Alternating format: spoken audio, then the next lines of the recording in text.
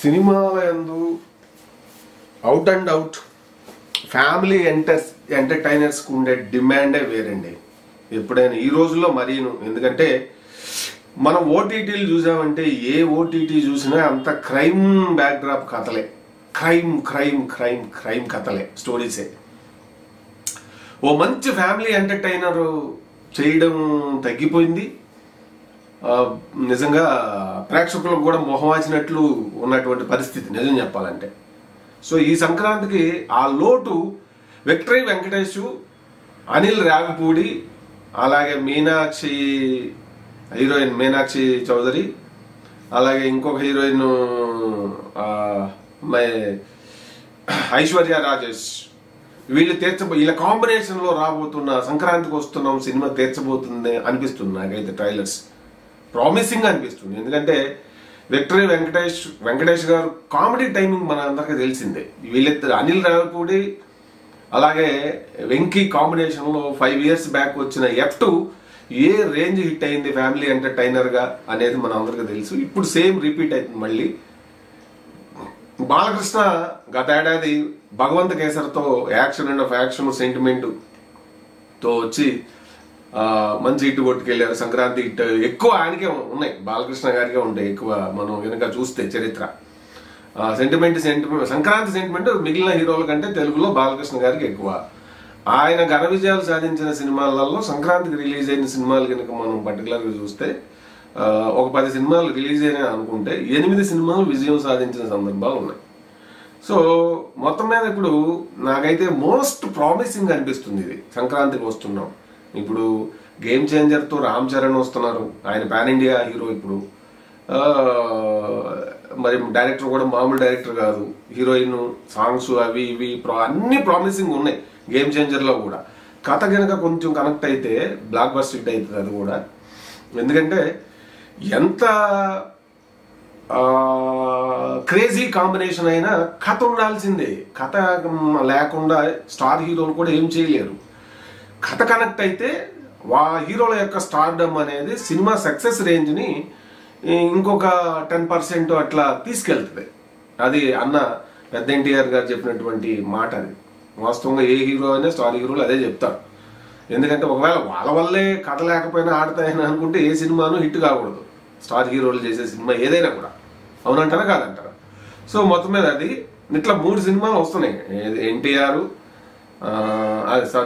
రామ్ చరణ్, బాలకృష్ణ, అలాగే విక్టరీ వెంకటేష్, ఈ ముగ్గురు ఇప్పుడు 2025 సంక్రాంతికి మరి ఆడియన్స్ అలరించడానికి అయితే సిద్ధమయ్యారు.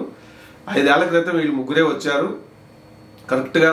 అదే వాళ్ళ ముగ్గురే ఇప్పుడు రిపీటెడ్ అన్నట్టుగా వస్తున్నారు. డైరెక్టర్లు మారారు అటు ఇటుగా.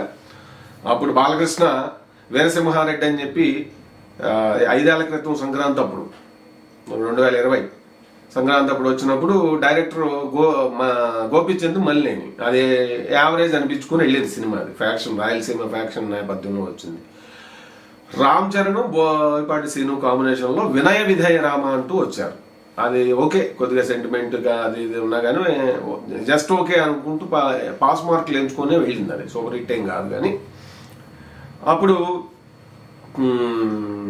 తర్వాత అప్పుడు సైలెంట్గా వచ్చిన victory Venkatesh, Anil Ravipudi combination F2 బొమ్మ చింపేసింది, బాక్స్ ఆఫీస్ బద్దలైంది. అది వరుణ్ తేజ్ వీళ్ళు పోటీపడి, తమన్నా, వెంకటేష్ గారు, అసలు రాజేంద్ర ప్రసాద్ గారు, ఆ ఫ్యామిలీ ఎలిమెంట్స్, అసలు ఫస్ట్ హాఫ్ సెకండ్ హాఫ్లో ప్రకాష్ రాజ్ క్యారెక్టరైజేషన్, అబ్బా అసలు కడుపు. నేను ఎన్నిసార్లు చూసానో లెక్కలేదు ఆ సినిమాని. ఎందుకంటే ఒక మంచి వినోదాత్మకమైన కామెడీ కోసం ఫ్యామిలీ ఆడియన్స్ ఎప్పుడు ఎదురు చూస్తూ ఉన్నారు. ఈ ఓటీటీలు వచ్చినప్పటి సంది ఏమైతుందో అంత క్రైమ్ తప్పితే ఆ వెబ్ సిరీస్లు అసలు నిజంగా పిల్లల్ని సినిమా ఓటీటీలో చూపాలంటే పెద్దల దగ్గరుండి చూపించాల్సిన పరిస్థితి ఉంటుంది. ఎందుకంటే అందులో అంత క్రైము, అంత అడల్ట్ కంటెంట్ అయ్యే ఉంటున్నాయి. అవుట్ అండ్ అవుట్ ఫ్యామిలీ స్టోరీస్కి అసలు అవుట్డేటెడ్ అయిపోయినాయి అనేటటువంటి ఒక అభిప్రాయాన్ని కూడా ఈ ఓటీటీలు కలిగిస్తూ ఉన్నాయి. సో ఇటువంటి తరుణంలో ఈ సంక్రాంతికి వస్తున్నాము అనే వెంకటేష్, అనిల్ రావుపూడి గారి కాంబినేషన్ ఏదైతే ఉందో ఇప్పుడు ఖచ్చితంగా ఈ మిగిలిన 2 సినిమాలు బాలయ్య బాబు తగ్గట్టుగా దాన్ని నవరసాలు చేసి డైరెక్టర్ బాబీ వండినట్టుగా అర్థమవుతుంది. దాంట్లో ఎక్కువ నాకు ఆ చిన్న పాప కనపడతాం, అది ఇంకోటి మంచి పవర్ఫుల్ క్యారెక్టర్, ఒకటి ఫన్నీ క్యారెక్టర్ బాలకృష్ణ కనపడతాం చూస్తుంటే నాకు గత ఏడాది వచ్చిన ఆ భగవంత్ కేసరి ఇది కనపడుతుంది, కొంత కేజీఎఫ్ అన్ని మిక్సింగ్. ఓవరాల్గా అయితే బాబీ ఆ దమ్ బిర్యానీ వండి ప్రిపేర్ చేసినట్టుగా ఆడియన్స్కి అర్థమవుతుంది నాకు. అది బాలకృష్ణ డైలాగులు కానీ అవి కానీ అది కూడా మంచి విజయం సాధించే లక్షణాలు కనబడుతున్నాయి. కానీ ఫ్యామిలీ మొత్తం సకుటుంబ సపరివార సమేతంగా వెళ్ళి చూడదగినటువంటి సినిమా ఒకటి ఉండాలనుకుంటారు పండక్కి. సైలెంట్గా వచ్చిన వైల్డ్గా కలెక్షన్స్ వసూలు చేస్తాయి. అలా కనపడుతుంది నాకు. అనిల్ రావిపూడి గారు వెంకటేష్ గారు కాంబినేషన్లో వస్తున్నటువంటి సంక్రాంతికి వస్తున్నాం సినిమాలు, ఆ ప్రోమోలు కానీ ఆ పాట ఈ మధ్య రమణ గోగుల్ గారితో పాటించిన పాట భలేగా హిట్ అయింది, సూపర్ హిట్ అయింది. అలాగే ట్రైలర్లు కానీ అవి చూస్తుంటే కామెడీ, అలాగే గిలిగింతలు పెట్టే కామెడీ ఉంటుంది. జంధ్యాల గారి తర్వాత అంత ఇదిని కొంచెం అందిపుట్టుకున్న ఇప్పుడు దర్శకులలో అనిల్ రావిపూడి గారు ఒకరు అనేది నాకు అనిపిస్తుంటది, నా పర్సనల్ ఒపీనియన్. సో ఆడవాళ్ళ సైకాలజీ బాగా తెలిసిన దర్శకుడు కూడా, ఎంగు కదా ఎట్లేదన్నా ఈ మధ్యన పెళ్లి అయినట్టుంది, బాగానే ఆ ఇదిని ఎక్కువ ప్లే చేస్తుంటారు క్యారెక్టర్స్ ద్వారా ఆయన.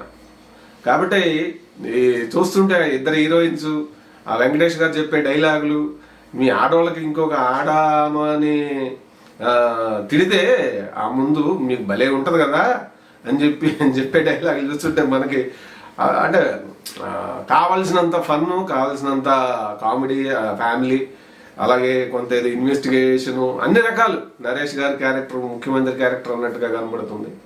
ఈ 3 సినిమాలు మంచి సంక్రాంతికి ఏంటంటే కొంచెం కథ బాగుంటే ఏ సినిమా అయినా ప్రేక్షకులు హిట్ చేసేస్తారు, అంతే. పండగ మూడ్లో ఉంటారు అందరూ.